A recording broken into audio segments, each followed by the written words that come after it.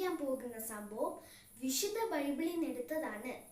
യേശുക്രിസ്തുവിന്റെ ശിഷ്യനായ യൂദാസ് 30 വെള്ളിക്കാശിന് തന്റെ ഗുരുവിനെ ഒറ്റിക്കൊടുത്തതും അതിനുശേഷം യൂദാസിന് സംഭവിച്ച ദുരന്തവുമാണ് ഇതിന്റെ ഉള്ളടക്കം.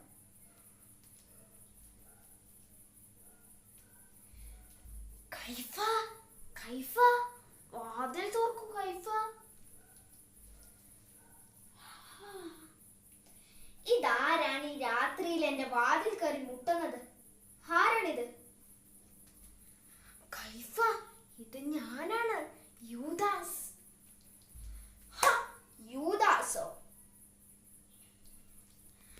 കൈഫ, തങ്ങൾ പറഞ്ഞ പോലെ ഞാൻ യേശുവിനെ കാണിച്ചു തരാം. എനിക്ക് 30 വെള്ളിക്കാശ് കിട്ടുമല്ലോ അല്ലേ?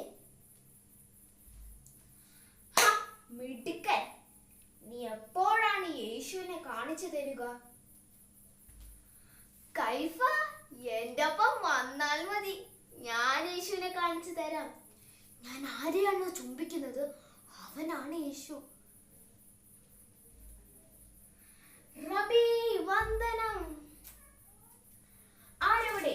ആ യേശുവിനെ പിടിച്ചു കെട്ടി കൈഫയുടെ അടുക്കലേക്ക് കൊണ്ടുപോകും. യൂദാസേ, ഇന്നാ നിന്റെ 30 വെള്ളിക്കാശ്. 30 വെള്ളിക്കാശ്, ഇതൊക്കെ കൊണ്ട് ഞാൻ എന്തൊക്കെ ചെയ്യും? 30 വെള്ളിക്കാശുണ്ട്.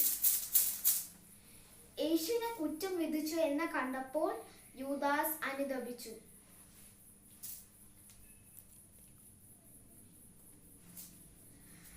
കൈഫ, കൈഫ, ഞാൻ എന്ത് വലിയ പാപമാണ് ചെയ്തത്? കുറ്റമില്ലാത്ത രക്തത്തെ കാണിച്ചു കൊടുത്തു.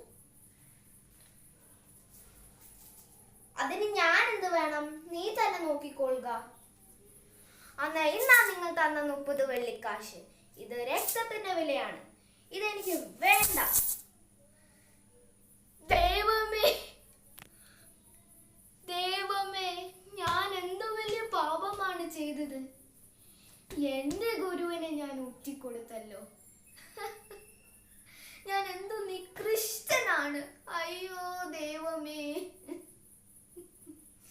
അയ്യോ അയ്യോ. യൂദാസേ, യൂദാസേ. ആരാണിത്? ആരാണിത്?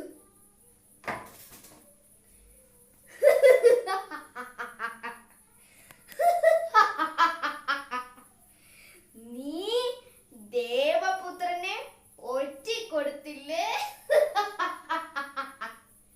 നീ ഒരു കൊടും പാപിയാണ്. നിനക്കിനി ജീവിക്കാൻ യാതൊരു അവകാശവുമില്ല. സാത്താനെ, ദൈവം കരുണുള്ളവനല്ലേ? അവൻ എന്റെ കൊടും പാപവും ക്ഷമിക്കില്ലേ?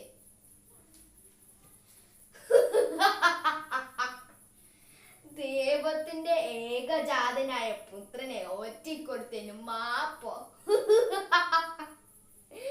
നീ പോയി മരിച്ചു കൊള്ളുക. അതെ, എനിക്കിനി ജീവിക്കാൻ യാതൊരു അവകാശവുമില്ല.